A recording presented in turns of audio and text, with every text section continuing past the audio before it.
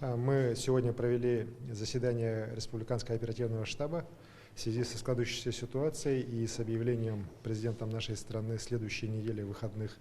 Нам надо принимать меры для усиления, скажем так, самоизоляции населения, потому что сейчас главная возможность остановить распространение болезни, в целом это в стране, это самоизоляция граждан. Поменьше быть в общественных местах, побольше находиться дома, ограничивать контакты социальные.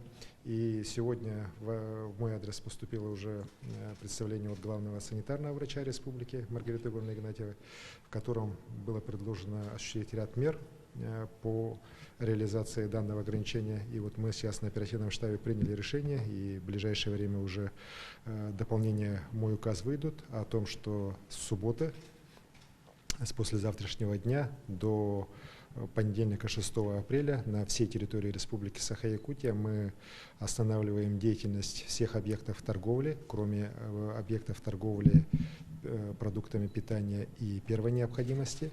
Также приостанавливается деятельность всех торгово-развлекательных центров, ярмарок. Будет также остановлена деятельность предприятий, связанных с индустрией красоты, фитнес-залов, бассейнов, клубов, ледовых парков, горнолыжных баз. В общем, перечень достаточно широкий. И еще раз говорю, что это действие этого указа начнется с субботы, послезавтра, и закончится 6 апреля. Я уверен, что якутяне правильно примут эти меры. Они, еще раз говорю, направлены в первую очередь на защиту жизни и здоровья всех наших родных и близких, всех жителей Якутии. Уверен, что вот как раз соблюдение режима самоизоляции позволит людям больше находиться дома, в кругу семей, и позволит нам, еще раз говорю, остановить распространение коронавирусной инфекции у нас в республике. Это недельное разобщение. Я полагаю, как главный государственный санитарный врач и эпидемиолог, они помогут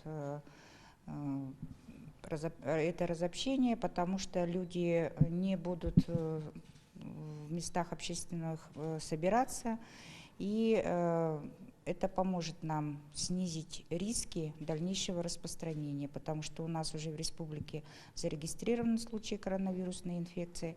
Много якутян сейчас по сегодняшний день продолжают приезжать из зарубежья, и в связи с этим во исполнение указа президента страны эти меры будут приняты.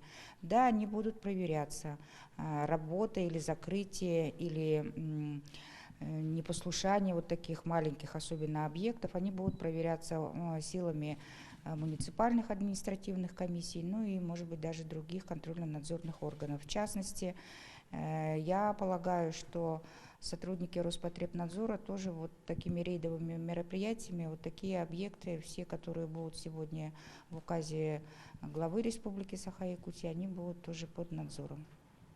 Указ главы республики, который будет подписан, он нацелен прежде всего на защиту здоровья граждан. И я прошу всех отнестись к этому с пониманием.